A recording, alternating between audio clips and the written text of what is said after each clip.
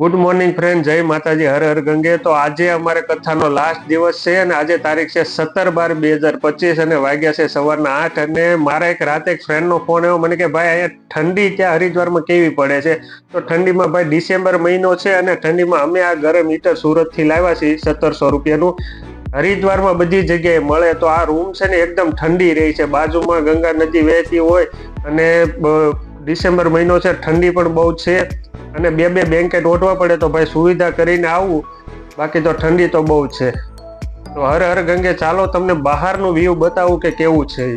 તો ફ્રેન્ડ, હું જાતો તો કથામાં ને અહીંયા બાજુમાં મહાદેવ જે છે ને, અહીંયા અમારે જે રહી છે ત્યાંથી મેં તમને પહેલા બ્લોગમાં બતાવ્યા હતા. તો મેં જોયું તો આજે તો વાતાવરણ કંઈક અલગ છે. તો ચાલો હું તમને એ વાતાવરણ બતાવું કે આજે કેવું વ્યૂ છે. તો ગુડ મોર્નિંગ ફ્રેન્ડ, આ અમારા કથાવાળા જ માણસો છે અને અહીંયા વાંદરાને આ બધું ખાવાનું આપે અને બાજુમાં જ મહાદેવના તમને દર્શન કરાવી. તો અમારા બ્લોગમાં બન્યા રહેજો. આજે વાતાવરણ પણ બહુ સારું છે અને આજે અમારો કથાનો લાસ્ટ દિવસ છે. તો ફ્રેન્ડ, તમે પણ મહાદેવના દર્શન કરી લ્યો. ઓમ નમો શિવાય.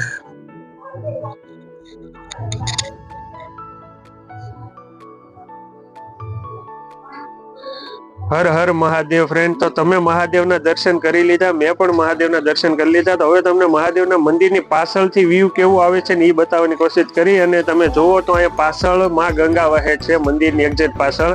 મેં પહેલા બ્લોગમાં તમને બતાવેલું, પણ આજે 7 દિવસ પછી આટલું સારું વ્યૂ છે તો મેં કીધું બ્લોગ બનાવી લો. અને આજે અમારો લાસ્ટ દિવસ છે. તો આ છે માં ગંગા. તો તમે જોવો પાછળ કેટલું ધુમ્મસ જેવું વાતાવરણ છે.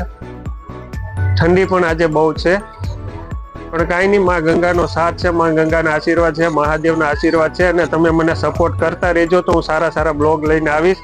હર હર મહાદેવ.